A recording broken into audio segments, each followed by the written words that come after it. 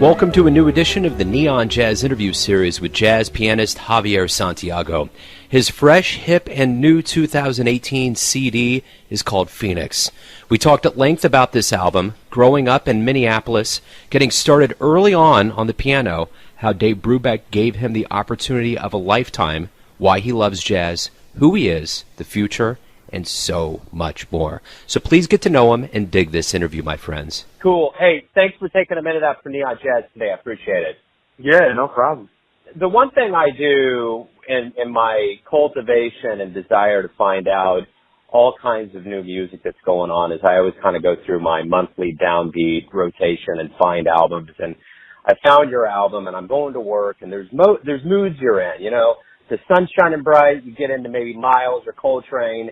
If it's raining, maybe some Bill Evans, maybe some Errol Garner. But on this particular day, it was right in between, and your album comes up, and I'm like, wow, this is something that is hard to classify, but it just made me feel just right. So, you know, I love the album, man. So I'm really looking forward to talking about it. Yeah, without a doubt. Thank you for the music. So as we get into this, the name of it's the Phoenix, and of course we know the Phoenix is kind of in this rebirth mode. Is that what you were going for with this title? Definitely, yeah. How does that fit into your life for this rebirth? I just feel like I've had I always kind of go through these cycles like that personally, like just whether it be like a new like place that I'm moving to, or like a new like community of people that I'm like a part of, or just like a newfound passion for something, or like a sort of like resurgence of something like in my life, you know? So yeah, I feel like it comes in many forms, but yeah, definitely those things specifically too. Yeah, it totally does, without a doubt. Yeah, and this album has this very rich sense of not only jazz, but there's soul, there's this funk vibe, there's a lot of things going into it. What were you going for, and how do you feel about this album? I wasn't really sure what I was going for, because I went into the studio, I just had a bunch of different songs I wanted to record, and I feel like I almost had too many, and I just, you know, I don't really get opportunities to go into the studio that much and record, especially with like the musicians I had, you know, playing with me, and like, so I just really wanted to record a lot of different things, and we recorded probably about like 15 or 16 songs, and this is only 8 songs out of those 15 or 16. Yeah, I mean, I just kind of like picked what I thought. I mean, in all honesty, like all the other songs were pretty much acoustically driven and were mainly acoustic piano, and these were the ones I recorded like Rhodes on. And a lot of them also we recorded on the last day. We had 3 days of recording, and on the last day I brought in some like beats that I made, because I'm also like a hip hop producer, and like just I like electronic music and stuff, so I like brought in some of that stuff, and we just like played over these beats. And so that's kind of how a lot of the songs on this record happened, was kind of just, it was almost like an afterthought. But yeah, I just kind of like picked the songs that went together well, and they all had this kind of fusion, like the Fender Rhodes, kind of like that provided like a lot of the, you know, the meat of the, you know, the harmony and stuff, and just like the sound. And it just kind of got this fusion vibe, and I was like, all right, I'm going to put all these together. So yeah, it wasn't very like intentional in that way, but yeah, it just kind of came together naturally, I guess. I guess that's the nature of jazz. The intentional unintentionals make the mix, I think. Totally. Yeah, there was definitely some improvisation happening there. So right on. So you're born and raised in Minneapolis, and you were in a close-knit community, a rich legacy of musicians. Talk to me about your childhood. And I know you started on the piano early, classically trained. You've always been around the keys. So talk to me about how all this began for you in Minneapolis. Well, my father and mother are both musicians. My dad plays drums, and my mom is a vocalist. My mom, she doesn't sing as much anymore, but my dad still plays regularly. And so, you know, I just grew up in a musical household, and his dad played music, and my mom's mother played music, and like very much like a musical like upbringing. And then just being in Minneapolis, there's a rich legacy there. There's like, you know, Prince and Jimmy Jam and Terry Lewis and Morris Day and The Time. And then in like the musicians community, there's like the Petersons. They're like a really famous like family of musicians, and they're all from Minneapolis, and some of them played with Prince, and like, yeah, they're all just very like amazing musicians. So it was a very like I said, like it was like a rich legacy, and like I was happy to be like, you know, amongst that. There's so many like different kinds of music there, and everyone's doing different things, and it's a very nurturing sort of community, and it allows a lot of musicians to kind of do what they want to do and be very like free in what they do. And yeah, just there's so much cool stuff going on. I mean, I could go on and on about that. There's a lot of great like hip hop, you know, as well as like, you know, there's a jazz scene, and it's just kind of interesting because of where it is in the country. Like people, I feel like, wouldn't expect there to be such a rich music scene there, just because, I mean, it's just like, I don't know, like the closest major city is like Chicago, and that's like 6 hours away, and then there's like Canada, but not like Toronto, Canada, or, you know, Vancouver. It's like, it's just kind of in a weird place, but as you may know, there's actually a lot of great music in the Midwest, and like, so yeah, I was really happy to be brought up in that environment. Yeah, it really affected me, yeah, in a positive way. So cool. So what kind of jazz albums were you listening to growing up that left a really big impression on you? Well, the first one that comes to mind is Kind of Blue. You got Kind of Blue, right? Of course. Like, oh man, that was my first one. I know that baptismal well. Yeah, that was like my first record that I like checked out, and like as like cliche as it is, like that's like one of the greatest records of all time. Yeah, a lot of Miles, and I was actually just kind of revisiting this Phineas Newborn record called A World of Piano, and like Phineas Newborn's one of my favorite pianists, and that's a great record. But yeah, tons of Miles and Train, and I really got into like Wayne Shorter. That's like when I really started getting into jazz, like probably around like high school age. I was like really like getting into the music, like deep into it, like listening as a listener and as like a musician, like checking it out. Like a lot of the Wayne Shorter, like Blue Note records really like got me, like Speak No Evil and Juju, Night Dreamer. But yeah, all kinds of stuff. You really hit the ground running. You started out at the age of 5 on the piano, and then you were getting classically trained. In high school, you had your own quintet. You won a Schubert Club Jazz Piano Competition 2 years in a row. So it's safe to say that from the word go, music was your life. Yeah, definitely. I would say so. Has this boded you well to start so early and to get such momentum in high school? How do you feel now when you look back on all that? I mean, definitely, like, there were moments where I, like, you know, as any, like, you know, I don't know, anything like this goes, I feel like most people may encounter this to some degree.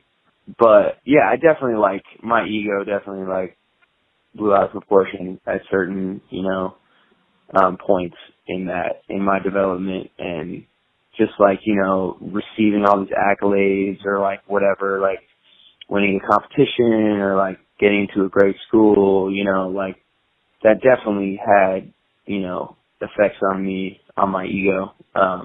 But, you know, I definitely like take credit for those accomplishments, and like I'm proud of that, of myself for that. But yeah, there were points where it was like, and then also I feel like I'm like kind of naturally talented, and I am really grateful for that. But there were also points where I wasn't really working hard, you know. Great talent without hard work doesn't amount to that much. I kind of had to learn that lesson, you know, growing up. And yeah, I feel like sometimes things like that, you know, and just people being like, good job, you know, like too overly nurturing, and just like, yeah, it didn't really like help me grow sometimes. But it was also like, that was a lesson in itself to be like, okay, you got to be self-motivated and push yourself. So I definitely have learned that over the years, and it's been rewarding. In 2007, Dave Brubeck picked you to be a part of the Brubeck Institute Fellowship Program at the University of the Pacific in California. What was that like? That had to be big. Yeah, definitely. That was another, like, high point, I feel like, in my career. Early on, of course, this was, like, just getting out of high school. Like, I got accepted into this program, And yeah, it was basically all free tuition, free room and board. You basically play in a band for 2 years. You travel and guest artists come in, guest artists of your choosing. So I basically got to choose 2 piano players that I really liked, and you know, the saxophone player got to choose like 2 saxophone players he liked, and they would come in, the guest artists, and teach us for like 3 days, you know, hang with us and play, and we like sometimes would play the show or like just like study with them. And yeah, it was just an amazing experience, and there's really not a lot of things like that. So yeah, it was like, yeah, it was great. So you got to play with a lot of different cats. You got to learn from different people. I mean, names like Christian McBride, Nicholas Payton, Robert Glasper, and then, I mean, there's Curtis Fuller. There's all these names. What did you learn from these masters of their crafts?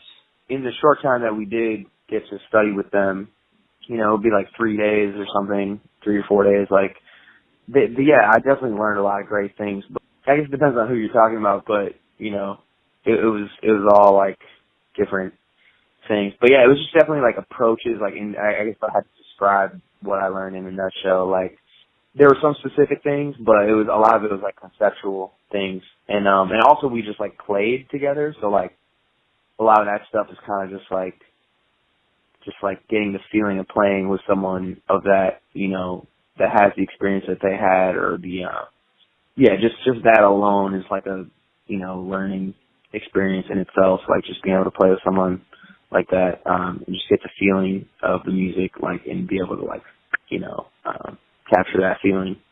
So, cool. You know, as we've talked about Phoenix, we've talked about, you know, your music and how you incorporated all these elements that have made it kind of a level of jazz that's looking above and beyond the typical scope of like even old school jazz. So what do you want the listener to get out of not only Phoenix, but the music that you're putting out in this fashion that has kind of that electric rhodes and kind of has that electronic feel to it?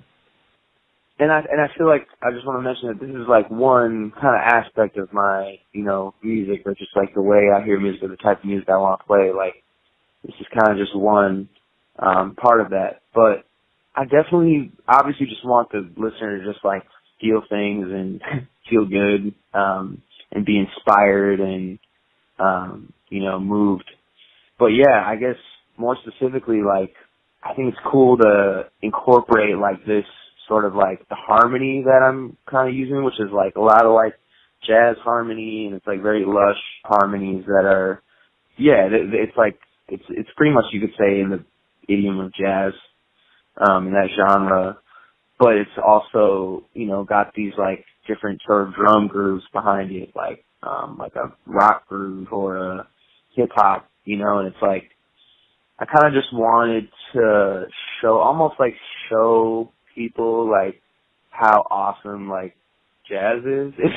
I don't know, like just bringing jazz to like wider audiences. This is not even actually like my intention at all. It just kind of worked out that way because that's the music I like, and I feel like sometimes, yeah, it's just, I don't know, I feel like it can be a little more relatable in when it's presented in a certain way. But yeah, so I just really, I like the idea of like having someone, and it's kind of happened like when I put out this record, like some people come up to me like that I don't think really listen to jazz, and they're like, I love this, like this is jazz, this is awesome, like I want to listen to more of this. And I'm like, well, you should check out Robert Glasper and, you know, Walter Smith or Aaron Parks, you know, because that's really like, those are like my influences for like that contemporary sort of sound, as well as like, you know, Chick Corea and Herbie Hancock and all that. Definitely like, hey, there's like amazing musicians that are making incredible music that I feel like are just like quote unquote jazz musicians, but it's like, this is, you know, something that I think everyone can dig, but I just think people are not really exposed to it like that. And also people don't really experience it because they don't see it live sometimes, you know. So I just think it's interesting trying to get someone who doesn't really check out that kind of music to check it out. And I think that's one thing I could do with, you know, my music. Cool. So speaking of music live, talk to me about what jazz music you've seen live that really moved you. Yeah, so many great shows I've seen.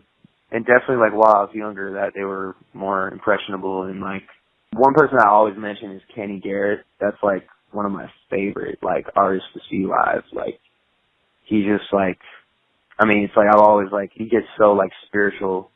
Yeah, it's just like every time I see him, I just get like moved practically to tears, and I'm just like, whoa, this is like how music should, you know, feel, you know? And it's like so, like there's so many, he covers the whole gamut. Like it's like a lot of it is like danceable, you know, and but it's also like you could sit and like listen and like, you know, zone out to it and like just be kind of caught in a trance or whatever. And like that's probably like one of my favorite artists. Yeah, Kenny Garrett, San Francisco Jazz Collective, that was amazing. And then in other music like Little Dragon, it's one of the best shows I've ever seen. I'm a fan of them. Yeah, the San Francisco Jazz Collective came through Kansas City back in April, and I took my girlfriend to it, and I said, now, you need to pay attention because this is heavyweight jazz. This will transform the way you're going to feel about some things. And she just, I think about 10 minutes in, she was like, oh my God. I said, I know. That's what happens when you see it done live and done well. Yeah, exactly. And you know? yeah, I think that's important for people to go, you know, check out like the greats, you know, and like, yeah, get inspired that way. Yeah, because that's what turned me on to music, to just playing music, like definitely was like watching it and experiencing it that way. I was like, okay, I want to do this, you know. At this point in your life, you've been around for a while, you've done quite a bit, you're recording CDs, you're an educator, arranger, and producer. How do you feel about your career so far? I feel good. Yeah, I still feel like I'm relatively young, and I don't know. I feel good. I just want to keep creating and putting out music. But yeah, just putting out records is like, I mean, this is like pretty much my first official release, and yeah, I'm realizing it's a lot of work and something I want to continue doing. But yeah, one thing I do want to do just as a person, but also as a musician, is I want to travel around the world and, you know, play for audiences in different places, and that's something I still would love to do. So that's kind of a goal of mine, a career goal, I guess you could say. So why do you love jazz? Why?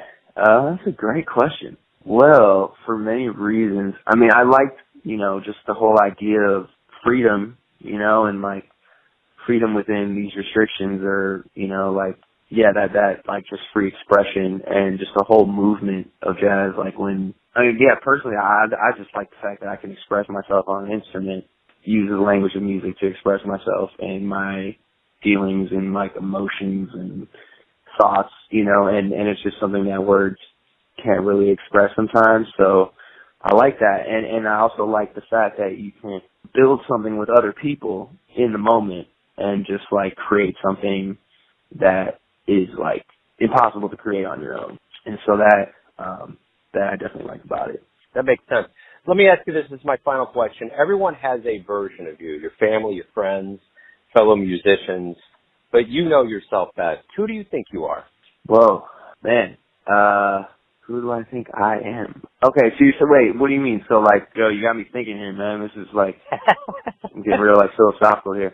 That's a great question. I mean, I think it changes from moment to moment, you know, and I think that's important to be able to be flexible in the idea of like who I am or what I am, you know. But definitely I don't want to forget, I mean, and maybe this is getting really deep, but I don't want to forget that I'm like a spirit and I'm in this body, in this reality. But I'm definitely like, there's a spirit there, and we're all, you know, spirits having this physical experience. But yeah, I think it changes, you know, and I try to be flexible and let the idea of that, you know, die every now and then. So I'm not like, you know, I can construct something new or a new narrative or a new myth, you know, about who I am and about everything. I have to always be willing to, you know, sacrifice what I know, what I think I know. I dig it. Yeah. That's great. Thanks, Joe. Man, you got me thinking about great things here. I'm like, I have to do some meditating on these questions. Totally, yeah. So, yeah. And that's what I love, to get to the essence beyond the actual notes on paper and what comes out of the piano and the horns. I like to know exactly what's going on with the musician. You nailed it. So thank you, Javier, for taking time out today to talk to me about the Phoenix, what you're doing in music in your life, and I appreciate it. Man, thank you, Joe. I appreciate you. Thank you for having me. Thanks for listening and tuning in to yet another Neon Jazz interview, where we give you a bit of insight into the finest players in Minneapolis, Kansas City, and spots all over the globe, giving fans all that jazz. And thanks to Javier for his time, his hip music, and his stories. If you want to hear more interviews, go to Famous Interviews with Joe Domino on the iTunes Store. Visit neonjazz at youtube.com. And for everything Neon Jazz, go to the neonjazz.blogspot.com. Until next time, enjoy the jazz, my friends.